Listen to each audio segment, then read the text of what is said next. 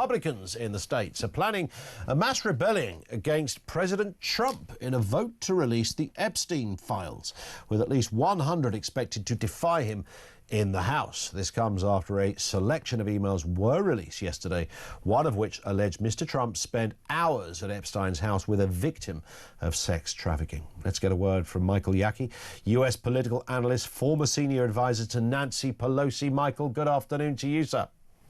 Thank you, Ian. Good to see you. This is a really mysterious story, isn't it, for many, many reasons, not least the underlying point of the story, which is just disturbing. But of course, the president was very unequivocal before the election. I will release these files. And then we were told, well, they were sitting on somebody's desk somewhere. And then somebody said, well, they don't actually exist. It's not like there's a file with all these names. What's the reality, firstly, of that bit? The reality is that there are many, many files. The question is, the definition of file has been changing to what was on someone's desk, what was in all the files, what was in someone's file folder. This is something that early on, the president was very clear. I had nothing to do with this. I stopped associating with this guy. Didn't know anything that was going on. And basically, there's this kind of death of a thousand cuts going on right now in terms of how these little things going on. The most interesting, I'm not going to say damning, but the most interesting is, of course, the email about spending hours with blank at his house, and what does that mean? Who was that person? And it's, I don't know.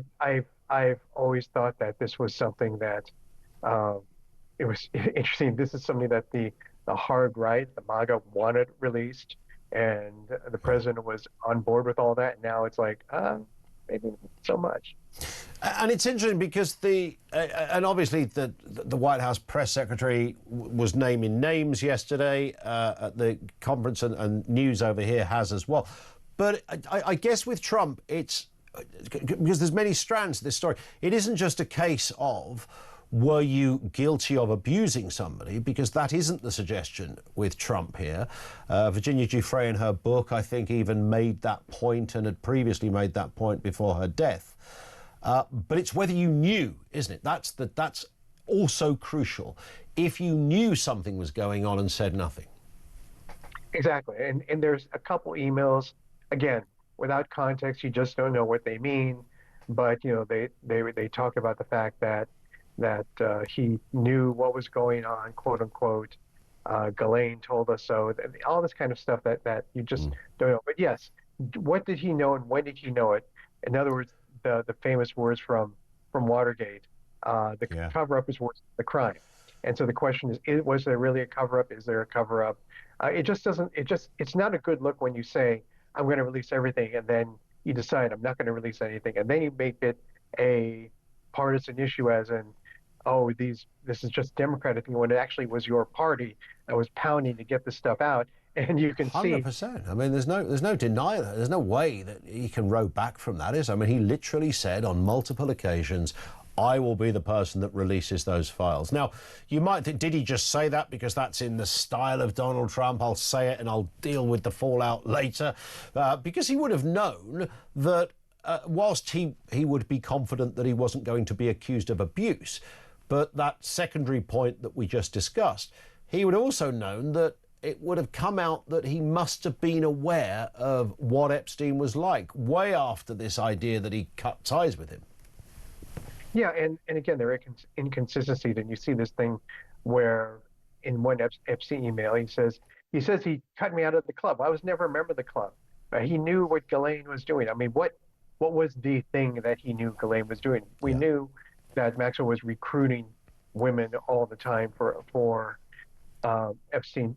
Did Trump know that the masseuses at Mar-a-Lago were being recruited, not just for being masseuses? And that's actually where all this is going. And the fact that it's underlying all this is a terrible crime. Underlying all this is the fact that there are just very mysterious circumstances behind how Epstein died. And then you really should not, I mean, if you're going to try and make this not an issue, you don't take a person who's been convicted of criminal trafficking of women and decide, you know what, instead of putting her in that hard prison, we're going to put her in in the softest prison we can find. Yeah. Coincidentally, after she had spoken to his personal lawyer and then and said on the record, "Well, I don't know anything about Donald Trump." I Yeah. mean, so, Maybe that was just a unique coincidence, Michael, that she was oh moved yeah, sure, into of course. what looks more like a kind of looks like Mar-a-Lago more than it looks like a prison. But that's another story, I guess. And what again, when Trump was friends with Epstein, he wasn't a trainee priest. He was a businessman, a hard businessman with a good view on instinct. He liked to party. He was on the money when it came to, knowing what was what and who was who to trust. I mean, the idea that Trump wouldn't have looked at somebody like Epstein, particularly when it turns out, according to this, he was in the same room as one of the victims. I mean, of course he would have known what was going on. Of course he would have known something.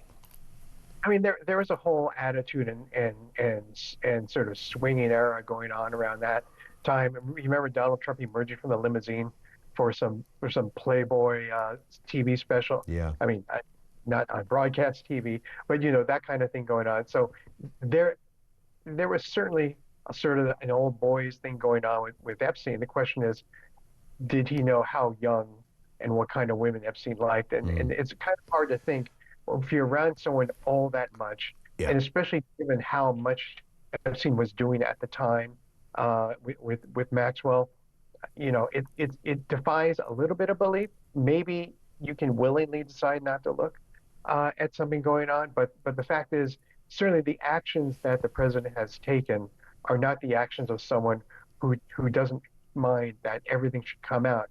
You just don't start stonewalling and doing all the things that they're doing right now. Yeah. Even calling in some members of Congress late yesterday to try and pressure them not to vote for this, what's called a discharge petition in the Congress today.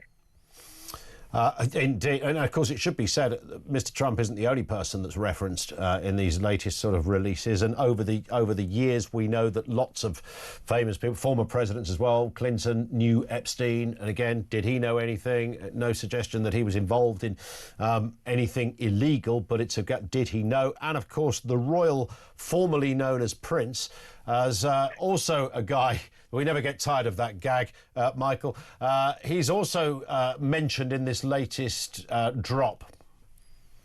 Yeah, I mean, it just gets worse and worse for the Andrew formerly known as a royal, and it goes to show that I believe that the king made the right decision because this is just getting worse by the moment. 100%. I mean, his kind of lying was off the scale, really. I mean, he gave, as you know, TV interviews saying, no, I never even met this person. He was, well, literally, here's a photograph of it, mate, with the person.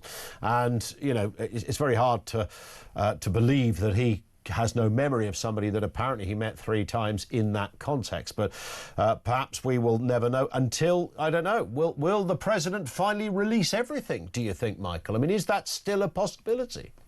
It is a very, I think, again, the question is, what is all? The definition will keep on shifting, and it will continue to shift as long as it appears to be one where he seems to be compliant, but holds back on as much as he possibly can. But again, why? I mean, and that's the hard question that he has to justify to the Republicans in Congress, to the folks out there in just the American public who now can look at something other than whether or not their flight's been canceled. So this is sort of like, oh, great, now I can look at something more interesting. Oh, yeah, this whole Jeffrey Epstein thing is coming back again. Yeah. And what is the president doing now to prevent information from coming out? And it's interesting, I mentioned about 100 Republicans expected to defy Mr. Trump on this. So this isn't just a kind of partisan thing. No, these are all people who pledged to do it when it was sort of the thing to do. I don't know how many of them actually thought this was going to happen, or that was going to happen with a Republican president.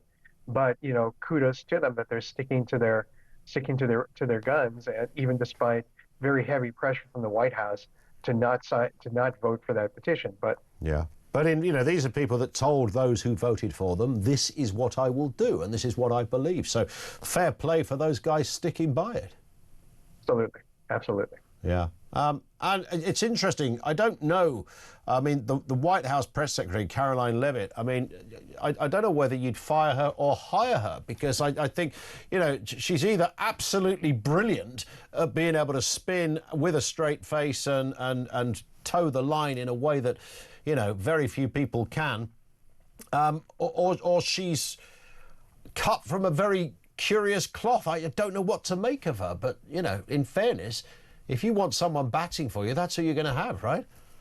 Well, I don't know. I mean, to me, there's a significant issue of trust and credibility that the American people do care about, and what they don't want to see as a press secretary is essentially the same kind of chatbot you see when you go into some customer service doom loop, where they just keep on asking you the same questions, repeating the same things to you again. And you're going, no, that's not the question I asked. And it's like, Yeah.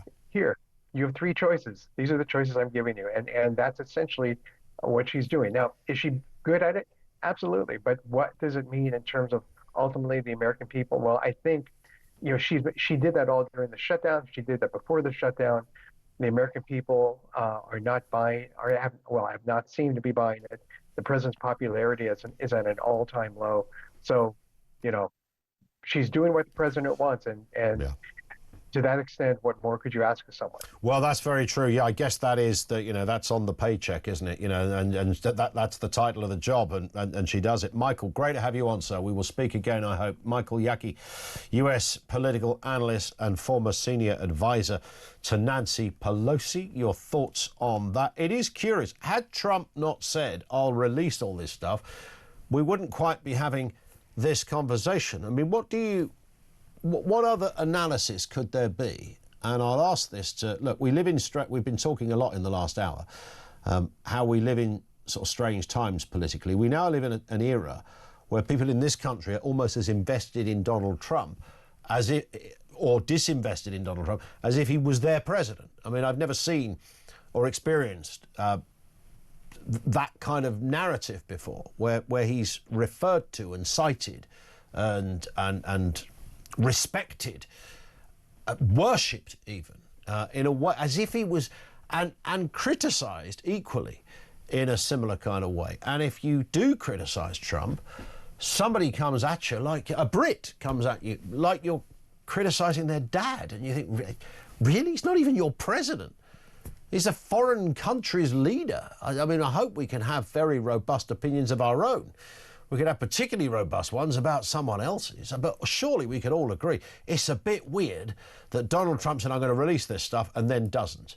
And it's a bit, would stretch anyone's imagination to think that Donald Trump didn't know what Epstein was up to. So it doesn't mean that Donald Trump is Prince Andrew, although he denies everything, was accused of having sex with a girl who was underage by American law, but she was still only 17, I think. And some would say that that is perhaps a power dynamic gone, in a very distasteful direction. But Trump isn't accused of that. The accusation as it stands seems to be, but you knew this guy was a wrong 'un back then and did nothing. I think that's the broad brush of what has angered people. I'd love your response on that. If you love Donald Trump, how would you respond to what is being suggested about him?